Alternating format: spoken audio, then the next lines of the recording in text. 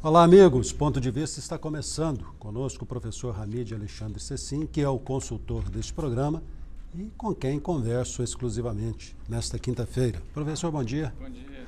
Professor, novidades aí na área da medicina, pelo menos em relação a pontos de vista. A escocesa Margaret McCartney disse que é bobagem essa história de tomar 2 litros de água por dia, de que não há nenhuma comprovação científica de que o corpo humano necessite de 2 litros de água por dia. É verdade. Inclusive o diretor do Hospital do Rim da Universidade de São Paulo, semana passada, ele fez essa advertência em relação a pessoa andar com uma garrafinha e tomar água de 5 em 5 minutos. E realmente não existe evidência. Existe evidência para quem tem cálculo renal.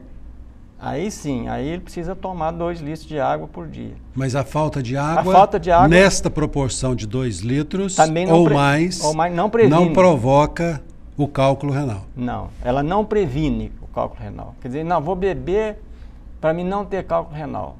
Não tem nenhuma evidência científica que vai provar isso.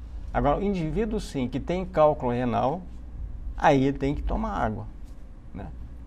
Só que não precisa ser cada 10 minutos, não 15, andar com uma garrafinha na rua e toda hora ficar bebendo. Até isso é prejudicial. Por que razão beber água demais faz mal? Primeiro, nós temos um sistema de autorregulação, quer dizer, quando o indivíduo precisa de água, ele tem sede, né? Só está indicado quando o indivíduo tem sede. E nas faixas etárias de crianças ou de idosos, em que o centro da sede, ele não funciona muito bem. Então ele pode ter desidratação e, no entanto, não sentir sede. E outro problema seríssimo aí é que há uma diluição do sal, do sódio do organismo. Porque o sódio, que é o componente do sal, ele é importante no metabolismo celular. Tanto é que o indivíduo, quando desidrata, tem que colocar aquele hidratante que é componente principal, é o sal, né? Então são coisas da medicina, não sei quem que inventa isso e todo mundo vai acreditar. Mas, de repente, até a classe médica entra na onda, né? Não entra não, entra na onda. Porque já ouvi vários comentários aqui nesse programa de médicos dizendo a necessidade de se tomar 2 litros de água por dia. Só que ele não especificou, né, em quais condições. Tá, as condições, primeiro, o indivíduo que tem cálculo renal ou que tem gota, aquele que pode formar cálculo de ácido úrico no rim. Então, nesse indivíduo, talvez, também não está aprovado, possa prevenir. Por que eu falo talvez? Porque o cálculo está em formação ainda. O cálculo de ácido úrico ele é diferente, ele é uma pedrinha mole que pode dissolver. Enquanto que o cálculo de oxalato, de pedra mesmo, aquilo é diferente. Então são situações diferentes. Agora, o que se sabe também, o inverso, é que se toma pouca água, né? Necessidade de água há. Existe. Existe a necessidade e o organismo sabe quando ela existe. Quando o senhor falou aí do pessoal da garrafinha de água. E a pessoa que está fazendo caminhada? Porque também virou moda quem está fazendo caminhada andar com a garrafinha de água. Até essa foi a crítica desse diretor do Hospital do Rim em São Paulo, onde se faz transplante. Talvez seja um dos maiores centros da América Latina. E ele criticando esse tal de andar com garrafinha, né, ou na bicicleta. Agora tem até um lugarzinho para colocar a água na bicicleta. Então realmente tem muita coisa em medicina que não tem fundamentação, né? Científica. Sim. Científica. Até nós já dissemos aqui várias vezes, né? E a que se deve essas idas e vindas de opiniões, professor?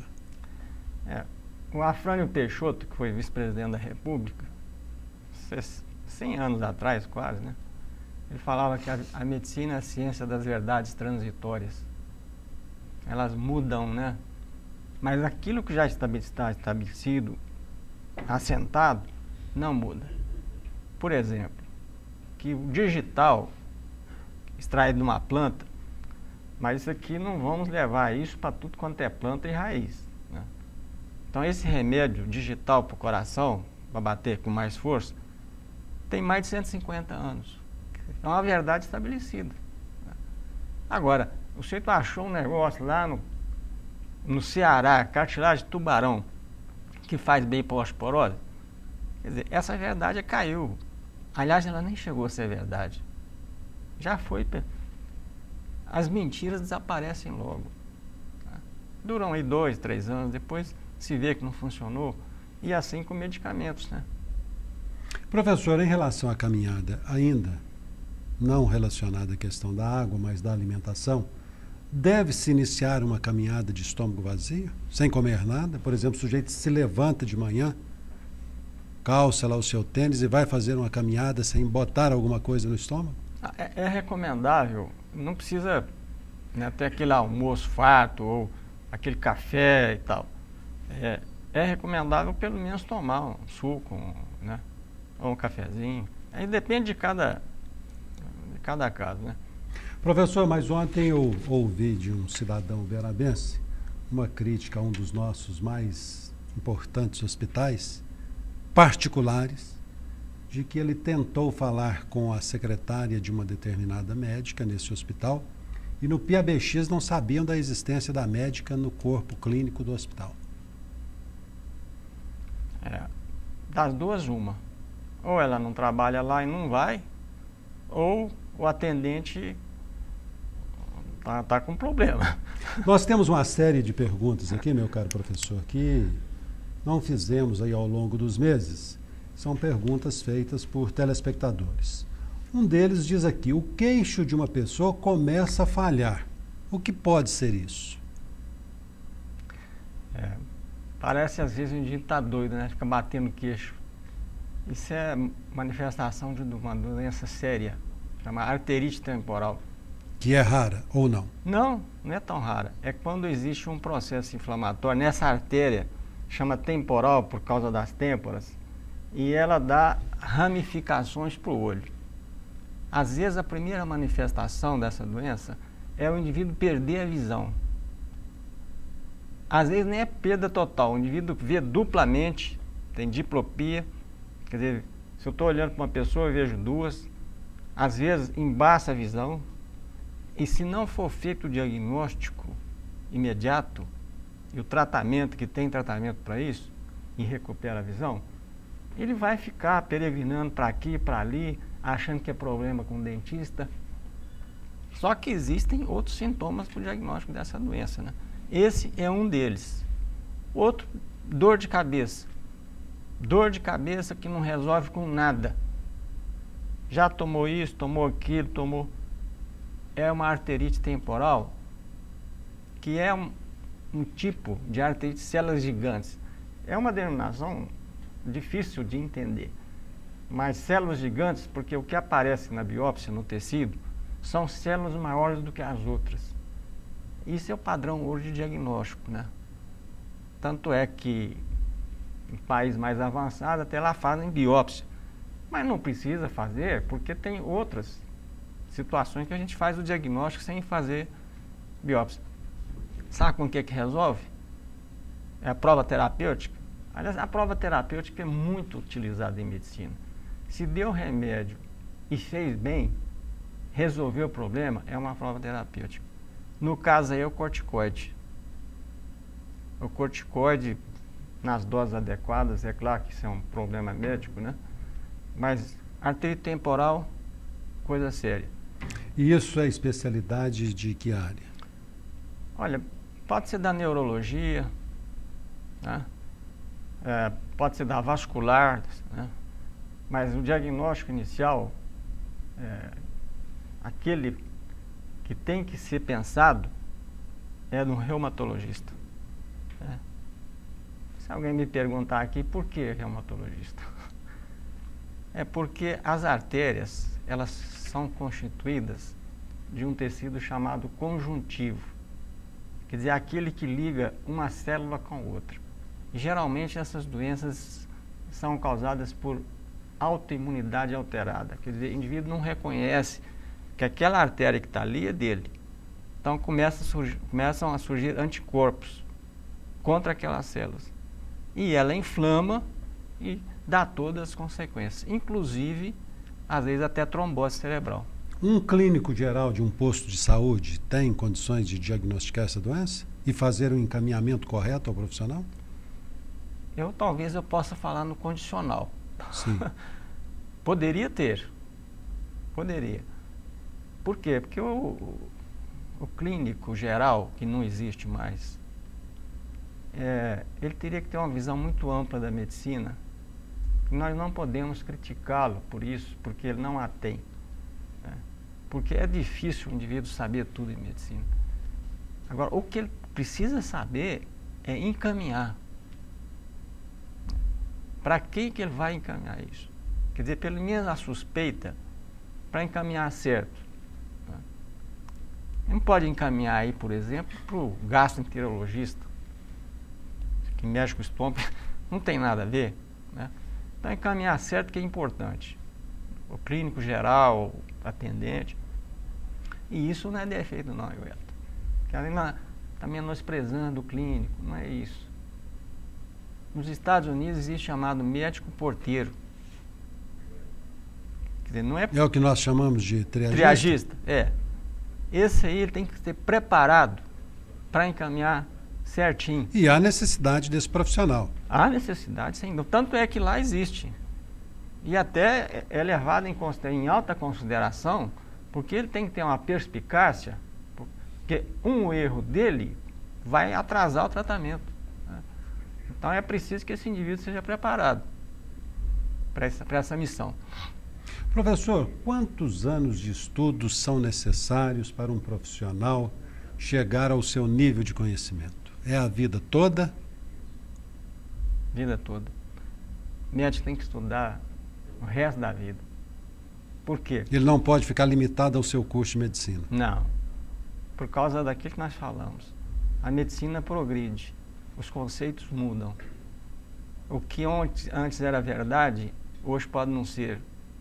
E se isso nós não fizermos, quer dizer, não estivermos atualizados, e custa isso, Roberto. Por isso que eu não critico, né, o pessoal do serviço público, os médicos do serviço público, que ganham mal, tem que trabalhar em outros lugares, até a luta pela vida, né, e não consegue por causa da baixa remuneração.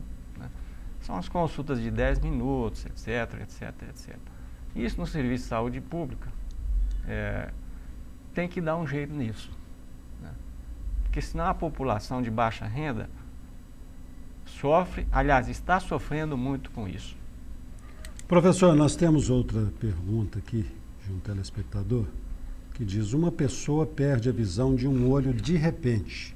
O que pode ser? Claro que nenhum acontecimento externo, aparentemente. É um acontecimento interno. Aí, em vez de correr na artéria, pode ser no nervo óptico. Né? Um nervo que inerva a retina lá dentro chama nervo óptico. Pode ser uma trombose das artérias do nervo óptico. Ou quando a pressão cai demais e depois volta, há uma deficiência de fluxo sanguíneo, né? E pode dar um problema. E tem outras doenças também. Por exemplo, existe uma doença chamada doença de Behçet. Nome complicado, né? Até esse Behçet era um dermatologista turco. Descobriu uma doença que se caracteriza por ulcerações na boca e nos genitais. Quer dizer, é uma coisa difícil. Não é ulceração de sapinho, dá uma vez ou outra, não. São recorrentes, quer dizer, vão e voltam. Em sendo na boca e nos genitais, não tem nada a ver com doença sexualmente transmissível? Não tem nada a ver com doença sexual, nada. E qual é o problema dessa doença? Ela dá uma vasculite, quer dizer, uma inflamação dos vasos atrás da úvea. Chama uveíte posterior. Uveíte posterior, que a tuberculose também pode dar. Então, isso... A medicina é o seguinte, você tem que pensar na possibilidade. Agora, o leque é grande, né? É muito grande. Isso nós chamamos de diagnóstico diferencial. Mas é caso para oftalmologista? Oftalmologista especializado nesta questão ou não? Basta ser oftalmologista? Não, hoje, a oftalmologia tem indivíduo especializado em glaucoma, né, em retina. A oftalmologia já é uma especialidade. E tem subespecialidades. O indivíduo só faz retina, só glaucoma. Realmente é uma distorção isso. Porque ele teria também que ser um clínico geral do olho. Mas o progresso é tanto da medicina que já os indivíduos que vão saber melhor que o clínico geral, né? Porque eles fazem tudo aquilo. E isso é que encarece o custo da medicina. Velho. A medicina é cara, mas isso encarece. Porque como a dimensão é muito grande, o indivíduo não dá conta de se aprofundar como a ciência exige. Hoje tem indivíduo especialista, às vezes, só em pálpebra, você imagina. Né? Não, eu só faço pálpebra. É o mal do progresso. Nós vamos a um rápido intervalo e voltaremos em instantes. Apoio Cultural Unimed. O melhor plano de saúde é viver. O segundo melhor é Unimed. Nós estamos de volta com essa conversa absolutamente esclarecedora com o professor Hamid Alexandre Cecim, da nossa Universidade Federal do Triângulo Mineiro. Professor, ontem um cidadão berabense saiu de um consultório médico com uma prescrição, foi à farmácia, chegou lá, os garranchos eram tamanhos que o farmacêutico não soube interpretar o que a médica escreveu. O Código de Ética não determina que a escrita seja legível? É uma resolução do Conselho Federal de Medicina, tem uns 2 anos, que o médico é obrigado a escrever de forma legível ou, senão, fazer a receita pelo computador. Porque isso é grave.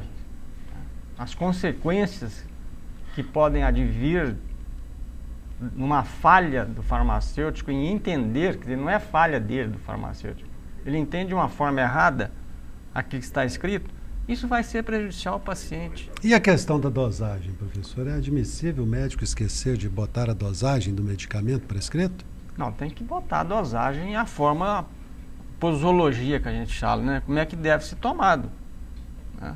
Isso é obrigatório. Sim, mas e aquela situação do 20 miligramas, 10 miligramas, 5 miligramas? Tem que colocar a dosagem. Se for lá um de 100 miligramas, por exemplo, que existe, você não pode tomar. Faz muita diferença, professor, essa situação dos 5 miligramas para o 10 miligramas, por exemplo, no tratamento do paciente? Faz. Voltando a essa pergunta sua de trás, que eles fizeram, sobre o problema da arterite temporal, que causa visão, se não se der uma dosagem altíssima de corticoide, 60, 80 miligramas, a visão não volta, porque é um tecido nobre, o olho, que não pode inflamar. Então, é muito importante tanto saber qual é a dose máxima, como qual é a dose mínima. Porque se for tinha que dar a dose mínima e dar uma máxima, vai ter problema de efeito colateral. E como o médico chega à conclusão a respeito da dosagem necessária ao paciente? Ótima pergunta. Primeiro, experiência, né? Segundo, os consensos, as diretrizes, que tem falhas também, por influência da indústria. E depois, está nos livros. Tem um livro de farmacologia, Goodman Gilman, lá 50, 60 anos atrás, ele lá dá todas as diretrizes de como o medicamento deve ser receitado, quais são os efeitos colaterais desse remédio, o que pode causar a longo prazo,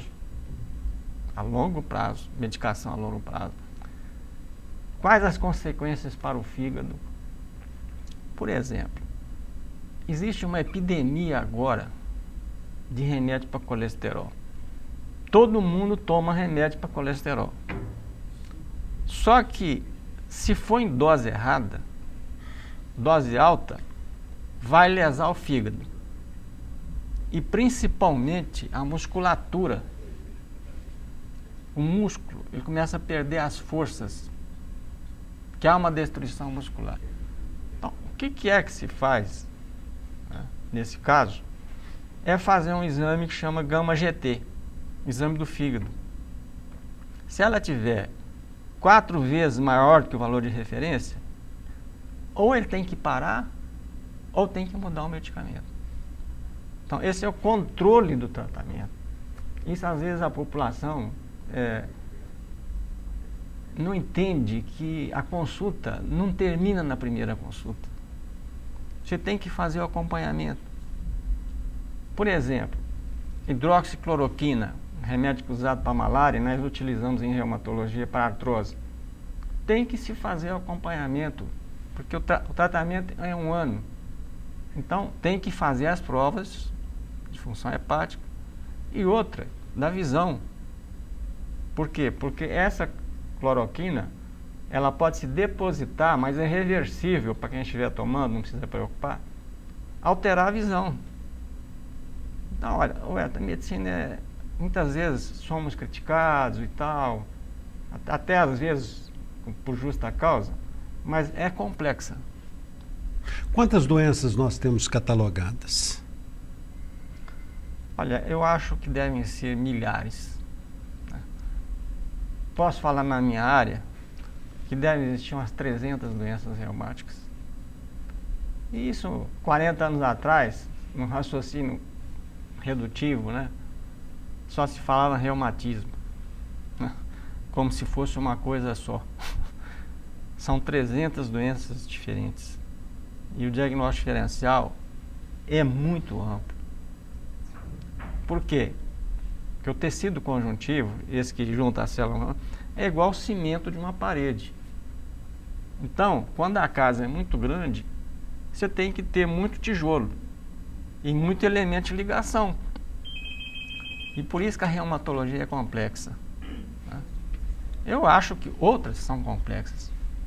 Mas é unanimidade hoje na medicina que a reumatologia, por causa dessas dificuldades, precisa de um preparo muito grande. E felizmente na residência nossa aí, temos residência, os residentes são bem preparados para essa expectativa difícil que eles vão ter, né, de enfrentar situações às vezes graves, né? Professor, o envelhecimento não é uma doença. Não. Há alguma possibilidade de a pessoa morrer simplesmente por ter ficado velha, sem nenhuma doença, como causa da morte? Não, sempre tem que ter uma coisa. Por exemplo, as doenças nos idosos que podem matar.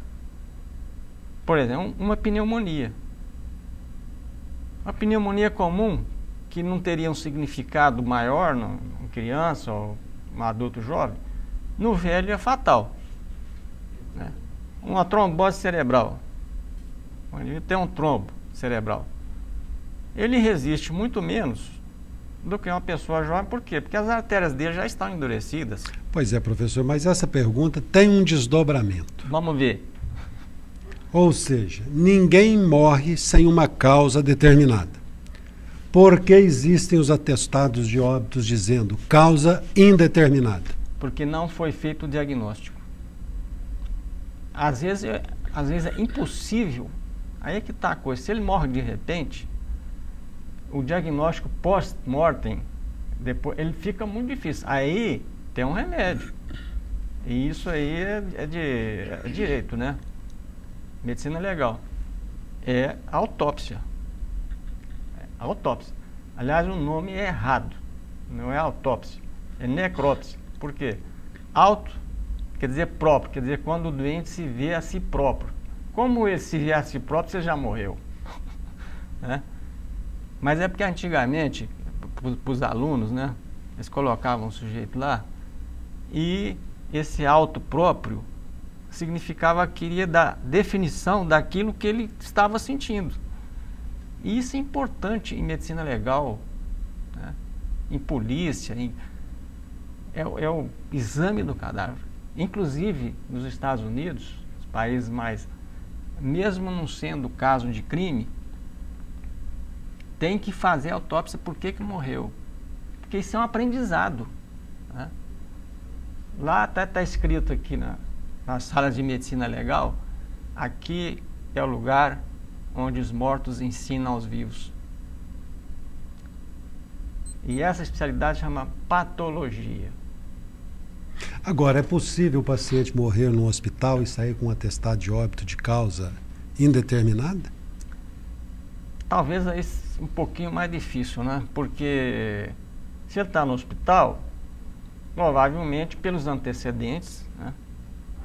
Pelos antecedentes, provavelmente por tal doença. Agora, causa indeterminada, por exemplo, febre indeterminada, é porque não sabemos o que é. Não é porque ela é indeterminada. A mesma coisa em relação ao problema do hospital de sair de lá. Porque, por exemplo, se o indivíduo pegar um caso, um médico, que ele não teve informação do outro que o antecedeu no plantão, ou de 2 dias ou 3, e ele pegou aquele caso ali num determinado momento, ele não vai conseguir fazer o diagnóstico. Então, que é muito comum em serviço público pela falta de prontuário. Exatamente. Quer dizer que teria que ter todo o prontuário, o que aconteceu, os exames. E ele coloca indeterminado e não está errado, né? Porque ele realmente não sabe. Porque é pior colocar lá o que não é do que colocar indeterminada. Porque depois vai ter que provar por que foi aquilo. Vamos supor que é um crime. Faz exumação. Está errado ali o negócio. Ele colocou isso. Professor, vamos aqui a mais uma pergunta de telespectador. Paciente que tem lúpus e convulsão, por quê? Essa é outra coisa séria, Gueto. Às vezes a primeira manifestação do lúpus pode ser uma convulsão. Porque o lúpus, ele compromete também os vasos do cérebro. E às vezes eles entopem e tem uma pequena área de necrose, de instabilidade elétrica. E ela se manifesta por convulsão. Outras vezes não é só convulsão. Tem outras situações de lúpus cerebral. Um deles é o problema do comprometimento da visão, né? Além da convulsão, o indivíduo pode ter alterações psiquiátricas, depressão, ansiedade. Você vê como é complicada a medicina. Você chega com depressão e ansiedade e é pelo lúpus. Faltou examinar o resto. Faltou examinar a história. Por exemplo, você teve isso, você já teve mancha no corpo, né? Que é a primeira manifestação de lúpus. Manchas no corpo, principalmente em asa de borboleta, né? Ou teve lúpus renal. O lúpus, em medicina, é chamada doença dos 1000 sintomas. E é incurável? Não, curável. Curável. Hoje, você pode prolongar a vida do sujeito por 30 anos. Se fizer o diagnóstico precoce. 30 e 35 anos. É uma doença, assim, o pessoal não precisa ter medo, quem tem lúpus. Tem controle, o doente fica bom, volta a trabalhar normalmente, sem nenhum problema. Agora, o médico tem que estar atento para o rim desse paciente, para os pulmões e às vezes até o fígado. Então, tudo, tubo digestivo é comprometido pelo lúpus. Por exemplo, ele tem uma trombose mesentérica. De repente ele faz um abdômen agudo, né? Estava bem, sem problema nenhum, o abdômen endurece e chama abdômen agudo. Então é uma trombose dos vasos do mesentério lá dentro do intestino, que pode ser causado pelo lúpus. E assim por outras doenças reumáticas também. Mais uma pergunta popular aqui, professor. O que tem a ver dor na bacia com visão embaçada? Essa é forte, hein? Existe uma doença, aliás, a oftalmologia está muito ligada com a reumatologia em alguns setores. Você já viu falar de uveíte? Sim. Uveíte é uma inflamação da úvea, né, da câmara anterior. Essa inflamação, ela pode preceder em 6 meses a 2 anos uma doença reumática que começa com dor na bacia, aqui na sacra ilíaca, na região glútea, na região do glúteo aqui. E o oftalmologista, sabendo disso, não, ele sabe, ele tem que suspeitar dessa doença, senão fica tratando como sendo outra coisa, e ele tem uma espondilite anquilosante. Até esse nome hoje está errado, Elton. Espondilite anquilosante. Aquele que o indivíduo tem uma cifose, todo deformado e tal. Não existe isso hoje mais. Essa doença nós tratamos, curamos, controlamos. E ela começa na bacia. O indivíduo tem uma dor na coluna, o médico tem que fazer uma pressão em cima de um determinado lugar lá. Se doer verdadeiramente, porque às vezes pode ser falsa impressão de pressão, esse indivíduo tem um problema na bacia chamado sacrileite. Isso o diagnóstico hoje com ressonância é facinho. Então, qual é o problema de saúde pública? É um indivíduo que tem uma uveíte, diagnosticada como uveíte, né? E por trás dessa uveíte tem uma doença reumática que precisa ser tratada. Embora o tratamento ocular seja às vezes até o mesmo. Então, a medicina é muito complexa, velho. Telefonema aqui, professor, do João Carlos das Mercês. Ele pede para se falar sobre o sacroelite. Sacroelite, é isso aí. Exatamente isso que o senhor acabou. É exatamente. Agora, precisa ser bem diagnosticada essa sacroelite. Primeiro, ela é clínica, né? A dor tem que ser matinal. O indivíduo tem dor de manhã. Se ele tiver à tarde, não vale. Tem que ter limitação de movimento, quer dizer, ele não consegue movimentar. E o padrão ouro de diagnóstico é hoje a ressonância magnética. Agora, é um custo caro.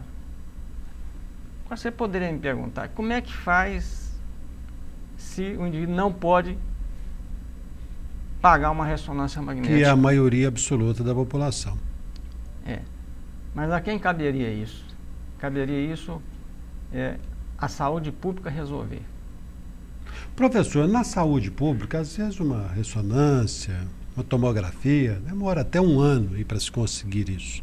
Quais as implicações desse retardo para o comprometimento ou no comprometimento da saúde do paciente? Isso é implicação grave, porque a doença evolui sem tratamento. Isso precisa ser resolvido. Quer dizer, nós sentimos isso, médicos, sentimos na carne, que o indivíduo, nós pedimos um exame, ele só vai feito depois de 1, 2 meses. Quer dizer, o que adianta? Agora, por outro lado, a demanda também é grande, velho. Quer dizer, a necessidade. Aí tem outro problema por detrás disso. É o exame pedido sem necessidade. O exame tem que ter uma suspeita clínica. Tem que suspeitar de tal doença e pedir para aquela doença. Então, aí onde tem qualquer dorzinha aí, nós vamos fazer uma ressonância para ver se tem sacrileite.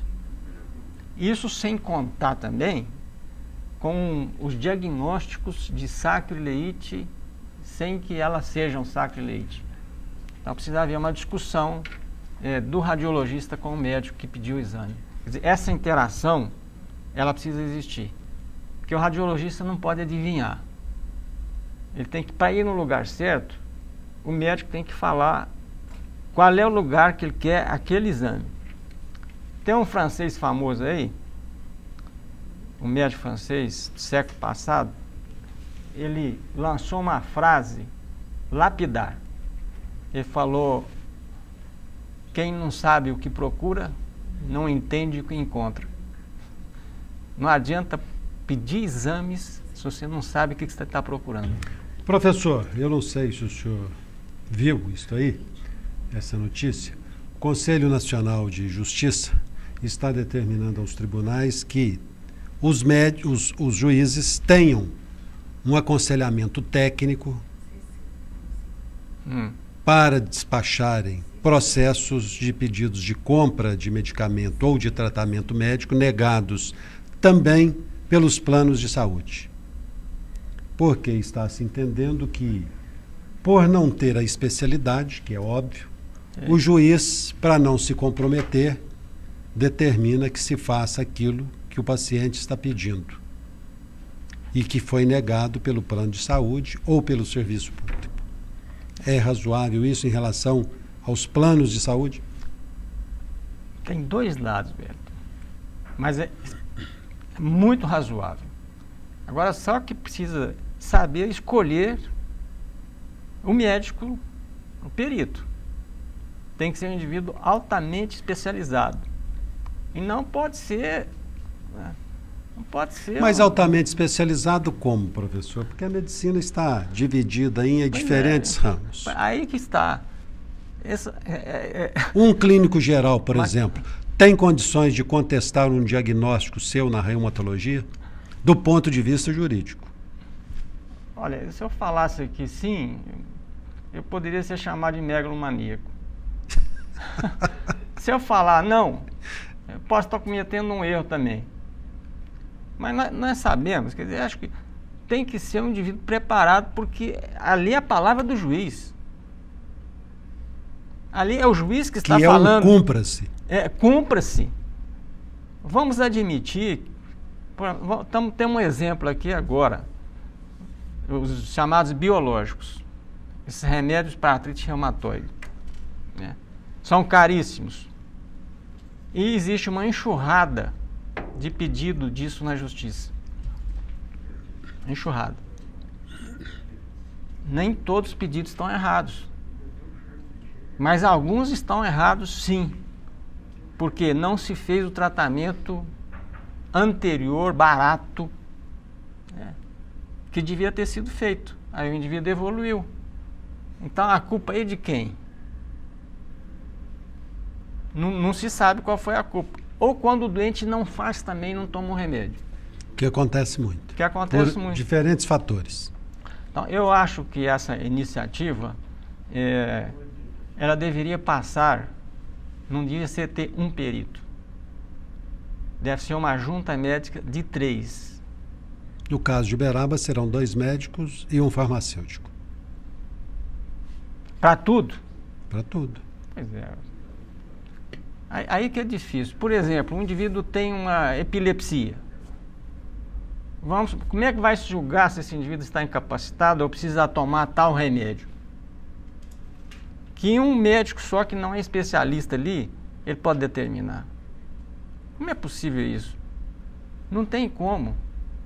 Ninguém sabe tudo, não é, professor? Não, ninguém sabe tudo. Nós vamos a mais um rápido intervalo e voltaremos em instantes. Apoio Cultural Unimed. O melhor plano de saúde é viver. O segundo melhor é Unimed. Professor Hamid, tem uma situação aqui exposta por um telespectador que eu confesso nunca ter ouvido falar. A ponta do nariz amolece e cai. As orelhas murcham. Tem dor na coluna e tosse. O que é isso? Como se chegar a um diagnóstico? Há necessidade de uma biópsia? Às vezes não há. O diagnóstico pode até ser clínico. Mas o que é isso, professor? Que a ponta do nariz cai? Ela cai, ela colaba. Né? Porque o tecido que sustenta o nariz aqui, ele amolece e o nariz tem uma condição que pode causar isso. A sífilis congênita, por exemplo. Se nós tivéssemos aqui 50 anos atrás, um indivíduo, a criança que nascia com sífilis, ela chama nariz em cela. Porque essa parte do nariz aqui na ponta, ela cai, parece uma sela de cavalo. E a orelha No caso da sífilis, não. A orelha murcha. Chama a orelha em ébano. Cai. Parêntese aqui, é verdade que as orelhas crescem o tempo todo? Durante a vida inteira do cidadão? Então até nunca tive essa curiosidade, não, assim, de medir, né? Mas diz que continua crescendo, professor, diferentemente dos outros órgãos, membros. Outros órgãos até deviam crescer, né? Mas esse aqui não sei para que a orelha. Não sei para que. Realmente eu não sei responder essa pergunta, né? Se a orelha cresce, talvez um otorrino, até vou perguntar isso, se a orelha cresce mesmo. Agora, nessa doença aí, ela chama policondrite. Complicado esse nome. Poli, porque são vários lugares que amolece, não é só a ponta do nariz e a orelha. A traqueia do pulmão, traqueia lá, tem uns anéisinhos semelhantes ao tecido do nariz, eles também vão dissolvendo. O disco intervertebral da coluna, acontece nele a mesma coisa. Por quê? Porque a composição desses tecidos são a mesma. E essa é uma doença autoimune grave. Deve ter hoje na literatura, Wellington, mais ou menos uns 120 casos no mundo. 120. É um diagnóstico dificílimo. E às vezes a gente faz o diagnóstico, temos a sorte, você está passando um livro, por exemplo, à noite, e vê que figura daquela pessoa, e você agora, no outro dia, aparece um doente de manhã com aquilo. O diagnóstico fica muito fácil, porque aquilo foi fresquinho. Por isso que existe um provérbio em medicina, diz o seguinte, o diagnóstico nem sempre é o acaso. Quando é o acaso, ele só favorece os espíritos preparados. Isso quem falou isso foi um francês, quando ele descobriu, estava estudando uma coisa, descobriu outra. Outra foi o Fleming, o da penicilina. Quem descobriu o antibiótico, penicilina, foi por acaso, porque ele esqueceu de tampar uma placa lá onde se fazia crescimento bacteriano, tirou férias. Quando voltou das férias, ele viu em cima ali das bactérias... Essas foram as férias mais bem remuneradas do mundo, de todos os tempos. De todos os tempos. Maior descoberta da medicina. Corticóide e antibiótico. Então ele voltou e viu ali que onde tinha o fungo, que foi contaminação do ar, tinha fungo no ar, cresceu ali na placa bacteriana. Então, no lugar que tinha o fungo, não havia crescimento. Aí deu estalo de Vieira nele. Ele falou, tem algum problema aqui. Porque que estalo é esse, professor? Estalo é que o fungo secretava uma substância que impedia o crescimento bacteriano. Só que ele deixou isso engavetado, viu, Edson? Foi Alexandre Fleming. Deixou aquilo. Só em 15 anos depois, em 43, na plena guerra, que eles foram repetir o trabalho e separar aquilo, o antibiótico. Ele chamava penicilina por quê? Porque esse fungo do ar atmosférico, barato, humilde, chamava Penicillium notatum. Notatum de notável, né? Quer dizer que ele conseguia destruir. E isso foi um marco na história da medicina. Salva vidas, infecção, né? Você imagina a primeira pneumonia, febre tifoide. Então, agora, isso foi à toa, Edson? Você acha que foi assim para ser benemérito da humanidade? Porque quando os soldados aliados começaram a morrer nos frontes de batalha, e morrer de infecção, de gangrena, aí o governo dos Estados Unidos e da Inglaterra investiram fortuna, bilhões de dólares para industrializar o antibiótico. As guerras trazem as suas vantagens. As guerras trazem as suas vantagens. Infelizmente existem, né? Outra foi dos transplantes, né? Transplante de órgão. Também foi em função de guerra? Foi em função de guerra. Você perdia braço, tal. Aí até um brasileiro, ele descobriu isso. Chamava Pedro Medawar. É um brasileiro, o pai dele era até imigrante libanês, tinha uma lojinha lá em Petrópolis. Um lojinha? É, um lojinha. Ele não quis fazer o tiro de guerra, não queria nos estudos. O ministro da Defesa na época não permitiu, falou, não, tem que fazer o tiro. Ele foi para a Inglaterra, naturalizou-se inglês, é Sir hoje. Quer dizer, Sir já morreu. Sir Peter Madar. Se não fosse ele, não havia transplante de órgão hoje. Isso começou pela guerra.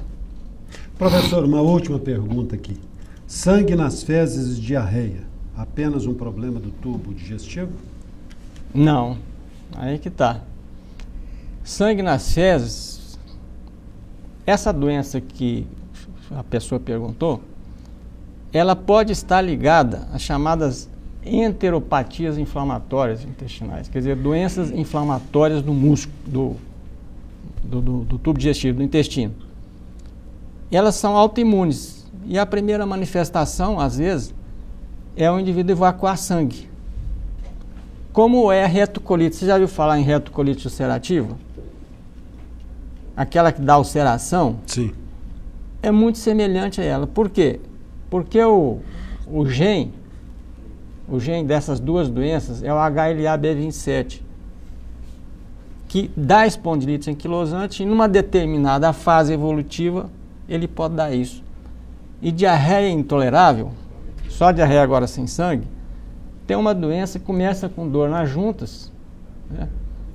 E o indivíduo tem intolerância ao glúten, chama doença celíaca.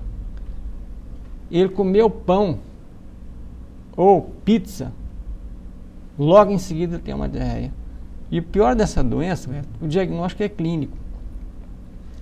Às vezes não tem exame de laboratório que faça esse diagnóstico, ou se o tem, ele é muito inespecífico, só dá por cento. Então manda a prova terapêutica aqui. Tirou o pão, tirou a pizza, o sujeito melhorou? É o glúten. Por isso que hoje nos supermercados é obrigatório colocar que esse produto não tem glúten. Porque isso é obrigatório? É obrigatório. E é em função de questões de saúde? É, em função desses problemas de saúde que a doença causa. Vivendo e aprendendo, professor. É, cada dia um pouquinho. Muito obrigado mais uma vez pelos esclarecimentos, professor. Semana que vem estaremos juntos novamente, se Deus assim o permitir. A todos vocês, um grande abraço e um ótimo fim de semana. Amanhã tem o Polícia Notícia, com o Sargento Faria.